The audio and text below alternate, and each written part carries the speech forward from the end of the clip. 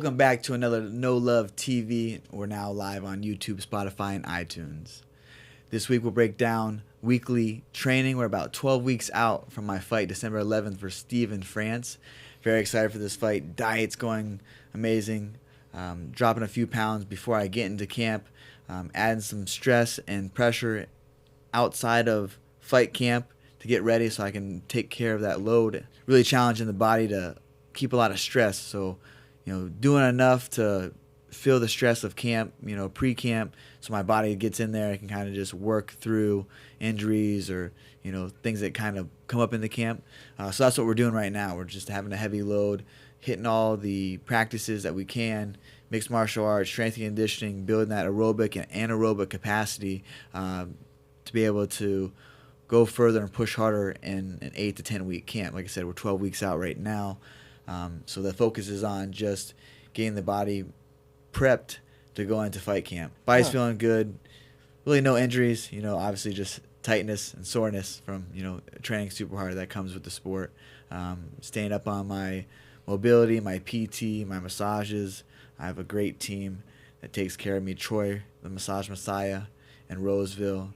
He hooks it up. I got Russ Dunning from Kind Performance that I go to him more than I probably need to, but I'd rather be mobile and athletic and injury-free going into a camp, going into a fight. That's why I perform the best. Another big topic in this week, 50 clean test. So I got a new Letterman jacket coming. Shout out to the other athletes that play by the rules. The other ones that are on the list, there's so many. Nagano, Usman, a lot of great champions on that list. I got to 50 test. Shout out to you. I think it should be glorified more in our sport that these individuals, have that many clean tests through USADA.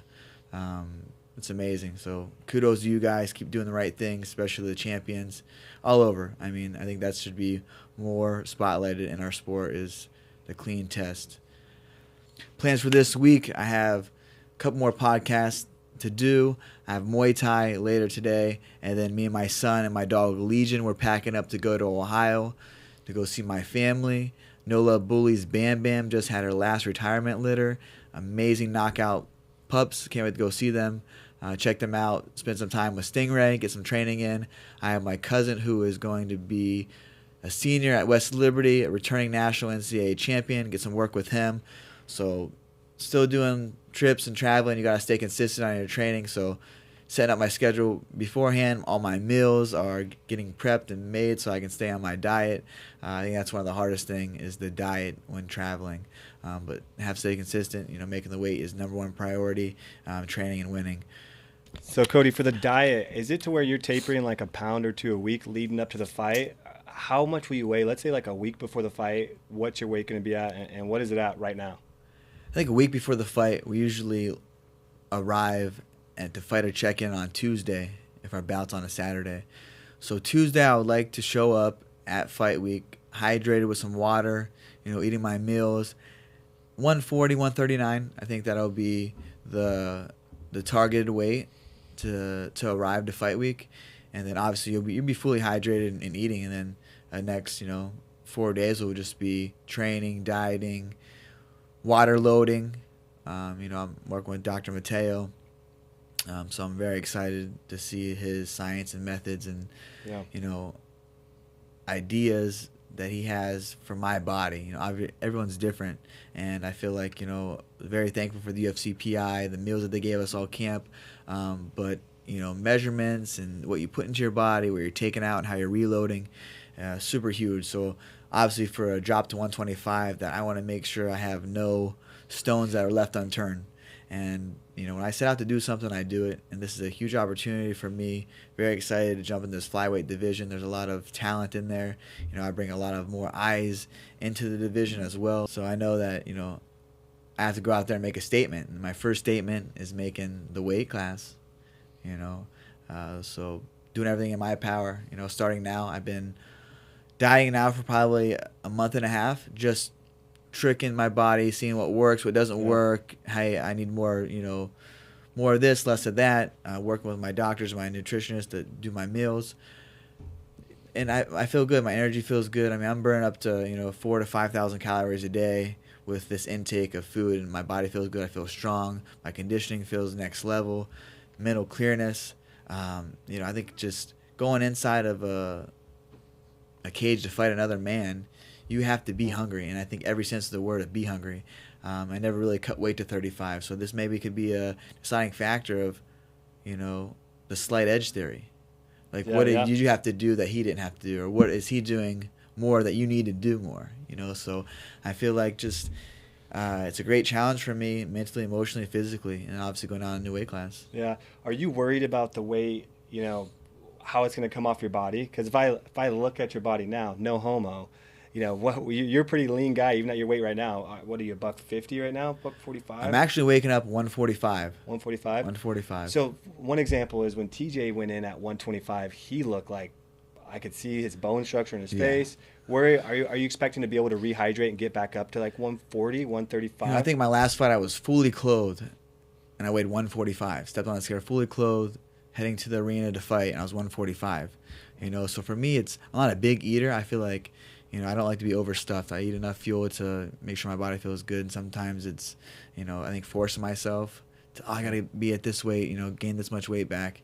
And I just couldn't do it, can't do it. I think at 25, that'll be easier for me to at least get back to 143, 144. I think that's, where I feel best at fighting, to be honest. Guys that are my weight. Now, the guys that are my weight are, at 35, they're probably ballooning back up to 160, 165 come fight night. So that's 20, 25 pounds right there, just going into the bout. So I feel like this will be a great weight. I'm not worried about how the weight will come off. I know that I've wrestled my whole entire life. I've been healthy. I've ate right. Foremost, over all that is just discipline. Mm-hmm. I'm, paying for these services. I'm going to eat this food. I'm going to, they're doctors for a reason, so I'm going to listen to what they say. They've done it before. They have, Marvin Vittori, who's a big middleweight, cuts a lot of weight, and he does, so a lot of, his insights. I know everyone's different, body's different, but just, picking their brain on certain things. I have Josh Emmett, who cuts a tremendous amount of weight to featherweight. We spoke, briefly on, just how things work for him, what he has to do a little bit more of, and so I've started to do that, putting that into my regiment. And obviously Frankie, Frankie is going down to 135. Not that he's the biggest guy, but still he went from 55, 45, 35. And watching his weight cut and the way that he trained and the way that he did it, being there with him for a little bit was motivating to see. You got Jose Aldo doing it. I just feel like this is my weight class, like I said. And then going back off of TJ, when he went down, he was probably 10 pounds heavier than I was walking around weight. A lot of these bantamweights are. I walk around 48, 49, 50 maybe if I'm, eating and doing less cardio. But usually I'm right around 46, 47. So I planned out with my doctor, Mateo, that we will get to 43 before camp. And I've already got there. And I'm starting camp. That brings up the next subject. I'm going to start camp in New Jersey. I'm going to go out there the 26th to the 9th, come back. So I'm there for 2 weeks to start, get all the codes, get acclimated with Coach Mark, and the game plan to go and get this dub. And then obviously Frankie has a huge fight coming up at the bantamweight division with Chito Vera, Marlon. I think that's a great fight. I'm very, very excited for that one as a fan in me, but also to go help out Frankie. I mean, he's one of the, guys that, give your shirt off your back. He reminds me a lot of my friends out here. So going there was an easier transition to have my, East Coast buddies and my West Coast buddies. Yep. So that we were so much alike. And Coach Mark, we've always, stated and saw before I even worked with Coach Mark that, we were basically different coasts. We're the, same people, just different coasts, different location. Yep. And you see that, Frankie's one of those guys. You need rounds, you need work. He's coming in and giving you work, and so it'd be great to have, a camp leading up to his fight, or my fight, his fight, and then into my fight. So excited to be there. Yeah, I love it. I like Mark Henry, Frankie over there on the East Coast. You got Uriah, Chris Holdsworth, all your corner guys over here. It's a good mix, and I think 125 is going to be a fun weight class for you. I can't wait as a fan, so that's going to be cool. One thing I got to bring up, Cody, is you're coming in, you're flossing today in the studio. I can tell you got the gold watch on, the necklace. You got another thing on your wrist on the right. So some people have asked. I've got some DMs. So what are you wearing? What's the bling like? So this is a custom pendant necklace from the best jewelers in the world, Happy Jewelers out of OC, California. Gabe and Danny. Sorry, I said Gabe and Danny. They're brothers, family owned and ran for decades. Amazing people. I met them in 2017. They've just, treated me like family. Anybody that I send to them, they take good care of them. So you're in the OC or in the Diamond, you're looking for an engagement ring, watches, necklaces, check them out. Orange County, Happy Jewelers. But I have my son's necklace, a pendant. I made a custom pendant, so I travel a lot when I'm gone. He's always with me. He's close to my heart. And obviously this is the Sky Dweller, one of my favorite, watches, dream watch. So appreciate you guys always hooking it up. Nice. All right, let's jump on to the next topic now, Cody. Next up we got, I love asking about these crazy boxing matches, and we got Vitor Belfort versus Evander Holyfield. So Oscar had to fall out due to COVID. And now we got Evander stepping in on short notice, which is a little scary at his age, jumping in to take this fight. So what's your initial thoughts on Vitor versus Evander? My first initial thoughts when I saw this fight, obviously first seeing Oscar laid up in the hospital bed, saying that he had COVID and he couldn't fight. Oscar, hope you get better. I was excited for the Oscar De La Hoya Vitor Belfort fight. Oscar was looking good. He's sharing a little bit of his clips and his movement and his pad work and his training. I like that. And obviously Vitor is just Vitor Belfort. You get to go see him box, and he's always going to bring a fight. Always has, since you saw him as an 18-year-old kid in the UFC till leading up till now. So excited. We haven't saw him in action for a while. I was excited to see that fight, how it play out. But now you got Evander Holyfield stepping in at 59 years old. I love Evander. I think he's he's such a great person. He works so hard, and I noticed when Mike was getting ready for his fight with Roy Jones, you saw a lot of clips of Evander training and getting back in there. And not that he stopped training, but you saw more of a promotional side, like, all right, Mike's doing it, I'm getting back in there, And it's crazy to see these legends come back into the sport. It just shows you that it's so hard to turn off the fight inside you. And that's something that we all battle with, daily, I'm sure, when you're at the highest level. And what these guys have done, your whole life's work to be either ended shortly or maybe didn't go as how you planned. Now you see the money, the crazy money after all these years of being away from it, seeing the money and maybe just being in that spotlight again. Some people thrive in that. Some people are so motivated to be famous or be known that maybe that's a lot of the reasons why they want to come out and do this. I'm not saying Evander or any of Mike or any of these guys that's the reason why. I truly believe that they just love to fight and can get a good payday out of it. But man, he's up against Vitor Belfort. That is a dangerous man, especially Evander being 59. But he's boxed his whole life. I'm excited to see. It's 8 2-minute rounds, September 11th in Florida. So this is filmed before the fight. Triller Fight Club, and then you have Tito Ortiz versus Anderson Silva co-main event. What are your predictions?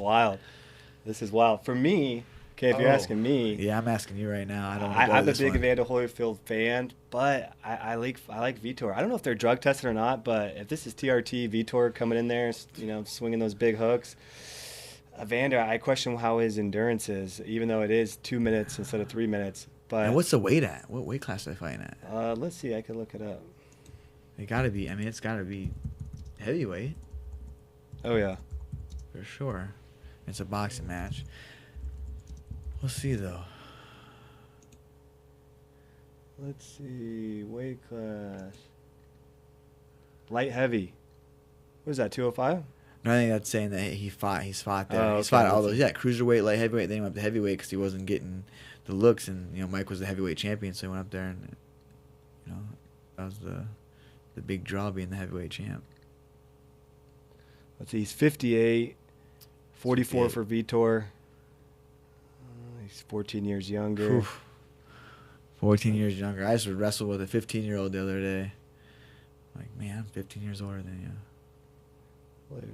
Let's see.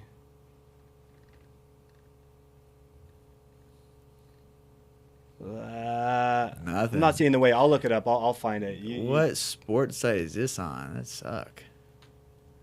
Just kidding. Don't call him out. Yeah, I can't call him out. I'll search for that weight. Let's find him. But let's see your opinion on Anderson Silva getting in and mixing it up with Tito Ortiz. This is kind of a wild matchup. I like Tito a lot. We have a lot of mutual friends. I've always been a fan of Tito. His style, his brashness, outspokenness, wear your heart in the sleeve kind of dude. So I like that about him a lot. But Anderson Silva's last fight was against Chavez Jr., and he looked really good. He looked really good against a very seasoned vet in the boxing game. I mean, you're fighting a Chavez. I mean, I don't think that you get any more legendary than that. And he looked good. He outboxed him. He looked good. And Anderson's always been a great dynamic striker, in MMA. Now he's doing boxing. It's, not as demanding as on your body. So he's able to just solely focus on the boxing techniques and training like a boxer. MMA, you have so many disciplinaries that you have to learn, and martial arts that you have to learn, and cardio systems that you have to train. So I really like, the fight with Anderson. I think that Tito took this on short notice too. And I think that they made him go down to 200 or whatever the weight class was. Yeah, and he was not happy about that. I remember he wanted an extra 5 pounds, and Tito was pissed. Yeah, Tito was pissed. So yeah, so that I gotta give their weight at what they last fought at. I think it's 200 pounds because he's never, obviously he's fought at 205 his whole career. And he's never, cut down to 200 in so long, and Anderson made him cut to 200. Smart on Anderson Silva's part, he's trying to go out there and maybe those last 4 pounds, 5 pounds can be crucial. But Tito's wrestled his whole life, and I follow him. He's, training, getting ready, Yeah, he takes it serious, and it showed him when he fought Chuck Liddell. It was a sad fight for me because he was one of my biggest guys growing up. But he's going to come in and take it serious. I think he's going to make it a good fight. I think a lot of people are expecting Anderson to kind of steal the show and mix it up and tag him up. But I think Tito's going to make it a good fight. So if we go back, let's go over each fight, Cody. We got to get your official prediction for Vitor versus Evander first, and then we'll move in back over to Tito. So how do you see that fight playing out? I can only realistically see the fight playing out with Vitor and Evander Holyfield in one way, and that's Vitor by knockout. I just think that, he comes to fight. I don't know if Evander can, his jab can keep Vitor away. I mean, the way that he presses the fight and the pace and the brawling style of MMA into boxing. Now, Vitor is, a volume striker in MMA, but he's not a volume striker in boxing, and that's a lot different. Evander's used to these guys that are throwing clean, sharp punches. MMA strikes are kind of more wild, wing him a little bit. Yep. They come in different directions, so his timing could be off. He's not sparring a lot and not used to striking like that, And then opposite side, if Evander can, keep him away with the jab and his boxing, his movement, I just see it's very hard to do when you have Vitor Belfort throwing the way that he throws and the pace that he brings. But so I'm gonna go with Vitor on a TKO. Okay, for Vitor by TKO. Now let's talk about Tito Ortiz versus Anderson Silva. We already broke it down. How do you see this one playing out?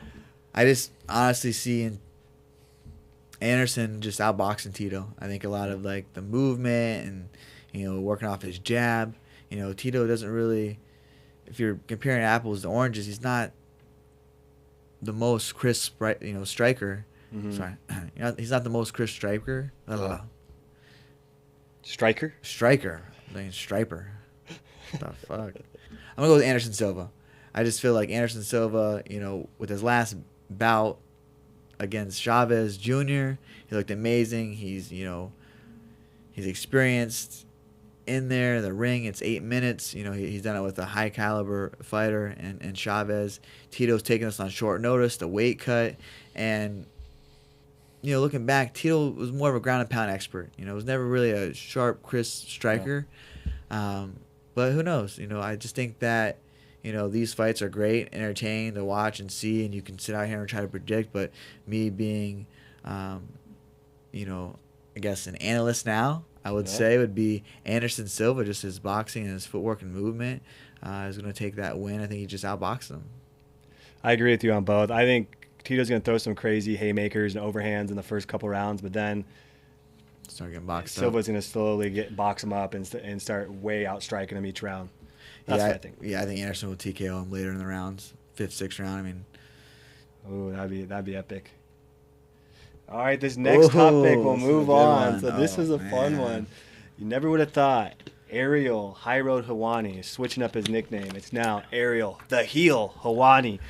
And he's been calling out, he wants to call out a few people, but the guy he's really honing in on is Brendan Schaub, the fighter and the kid, below the belt, all the media side, and they've been going back and forth, so it's been crazy. So what's your thoughts on Ariel the Heel coming out and going after Brendan, a guy that you're really familiar with? Can we play just a little bit of the clip? We'll play it in. We'll piece it in here so they see it. Okay. This was highly entertaining to find out or to read in the headlines, you know. I have personal relationships with Ariel, the Heel Helwani, and Brendan. You know, I've been on both their shows. Ariel has done a great job when he was at Fox Sports. We had a story with Maddox early on. It was my second UFC fight. It was a very beautifully orchestrated storyline with Fox that he did with Maddox. So that'll always be special to me for what he was able to do to Maddox and his family and share his story. And I have a good relationship with Brendan. I'm on a lot of his time. I have a good relationship with Brendan as well. Been on a show a few times, you know. Enjoy going down to Calabasas now. He's doing big things with Showtime.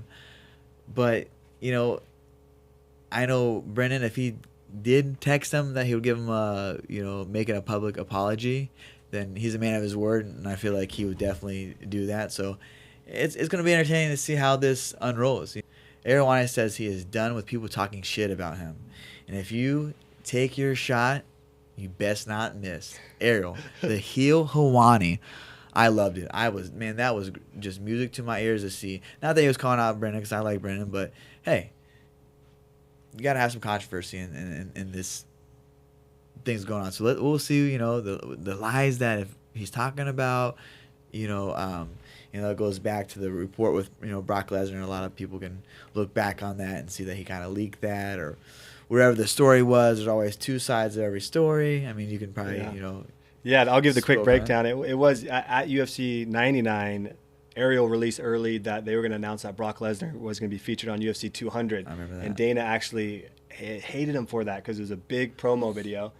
And then Brendan also said that he's talked to, his quote was, I've talked to millions of people, but he's saying, I talked to a bunch of people and no one likes working with Ariel. Nobody does. Yeah. And Ariel always stayed quiet because he's under contract with ESPN and does stuff with Showtime. It's more professional.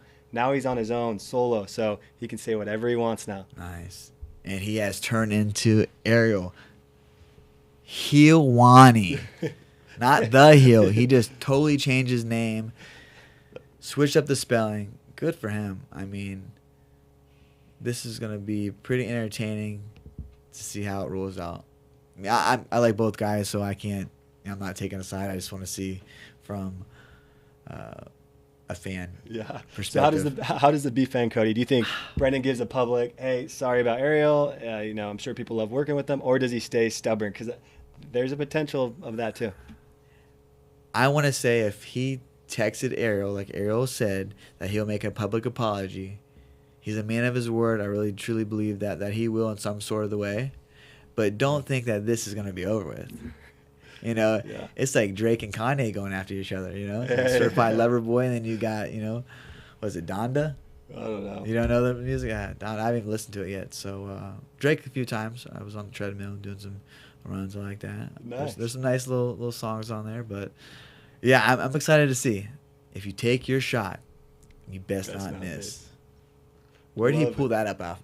I don't know. He's been watching some WWE, American, what is that, AEW? What's the other one? What's the other? Or just WWE. He's had been watching. Oh, WC? Yeah, you can tell. No, it's a new. I think it's AEW, American Elite Wrestling or something. Oh, okay. There's a new like co-promotion. Oh, okay, got it. Going with them. Now you can tell Ariel like got his lines down. He was prepping for this to come out. He was fucking ready. He's like, should I keep this up in private text or should I go live with this? Oh yeah. Oh, it was a great idea to go live. He's getting so much publicity right now. Every media outlet's picking it up. He's got. It's on the No Love TV podcast. We're talking about it. I mean, right? We're talking about it. Right? I mean, it had to be something if it's coming out. Yeah, exactly. So I love it. I can't wait to follow the drama. We'll see. Brendan's staying silent. Let's see if he jumps up or he's going to stay. It's only Wednesday. It's only Wednesday. Yeah. You got the rest of the week. Better watch out. Ariel's going to come up, Brendan, and he might beat you up, dog. So just careful, buddy. You got to take the best shot. Best not miss. All right, let's switch it up here, Cody. You know, we're going with the No Love TV theme. I put this in here. You know, we could take or toss this. Let's have our audience leave some comments in the YouTube video if we should toss it or keep it. But let's get the TV update from Cody. Cody, are you watching anything on Netflix, on TV? And then let's talk about your favorite movie, favorite actor, etc. But start, do you even watch TV? I used to watch Netflix to kind of fall asleep too, but you know, obviously, I'm a father. My son likes to watch TV, so I'm filled with watching cartoons when we give him TV time. Man, he likes the Peppa the Pig, Bibley, I think is the one. Ryan's World. He is just he likes those ones. Actually, a pretty cool one that I liked was oh shoot. What's the name? What is it? I might know it. I got nieces and nephews. So trouble. Oh, Paw Patrol. Paw Patrol was pretty cool. I'm not gonna lie. Paw Patrol. Paw Patrol. I like his now. Now he has these other one. There's like a Spider-Man comic one, and he starts singing the song, moving around, getting up. And he's like, and he'll look at me. He's like, "Sing, Dad."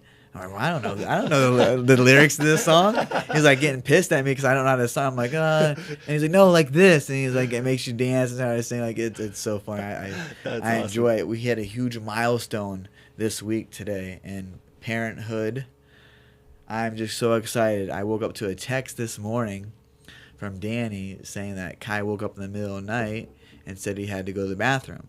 So we've been potty training him. He's been doing really well with peeing. I mean, this is huge. I mean, this is big. This is big. Out of diapers, let's go. Like, this is so exciting. Any parent that's watching this understands being out of diapers is amazing. So he's done really well, going to the bathroom and peeing. He does really great on airplanes. I mean, I'm super happy with that. But he will not take a number 2. He will not go poop on the potty. And we've been, she's been really getting after him on it, giving him rewards, setting timers, so shout out to Danny for just the countless work on the potty training. Earlier this week, he went and thought he was peeing, but he ended up started pooping and like jumped off the toilet, was freaking out, pooping all over the bathroom. Yeah, so I mean, this is the story. I'm just dying laughing, but I'm just so proud inside that like it went from that to 1 o'clock in the morning. I got a text that Kai went and pooped in the potty. He was so pumped. He called me this morning. I was on the way home from the gym. He's like, "Dad, I pooped in the potty, and Mommy wiped my butt." I was like, I was bro, I'm so proud of you. Came home, gave a big hug. I opened up the door. He goes, "Do I get my present?" Because we were telling him, "You get a present, a big present." So I was just so joyed that he finally did it. And I think just know. That's hilarious. Yeah, the milestone, man. I'm happy. I'm glowing. It was just breaking news, guys. Breaking Cody's news. Son pooped in the potty. God bless. Big dog shit. Big dog shit. That's some big dog stuff. Oh, love it. Love it. All right, on other news, well, let's jump past the TV since you're watching Paw Patrol these days. Yeah. But let's talk about your favorite movie all time. You got to have a favorite movie. What's that? I would say favorite movie would be the genre. I would say I like Braveheart, The Patriot, 300, Gladiator, Troy. Those movies I can have in rotation. I can watch those all the time. I just can never get old of I can never get old. Yeah. I can never get enough of those movies. Those are always my favorite movies to watch. Suspense, just savagery. And I just think it's because obviously, that's kind of what my profession is, what my career is, what I love to do. I just seeing back in those kind of times, different ages. And Troy, I really like Troy a lot.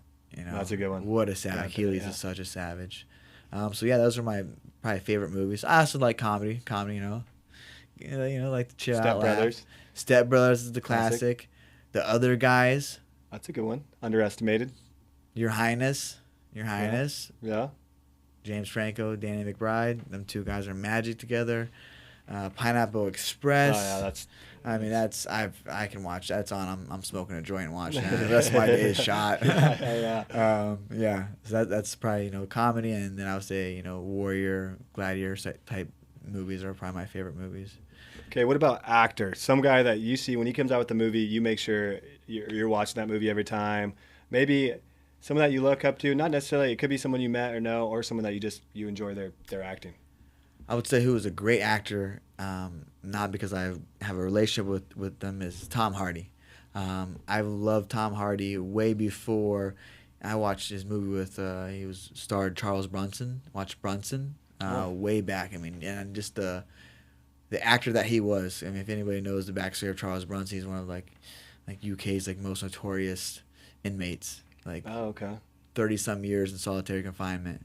So he had to play this guy that was just batshit crazy. And the acting skills that he had in that really made me follow him. Obviously, then he was in Peaky Blinders. He was in the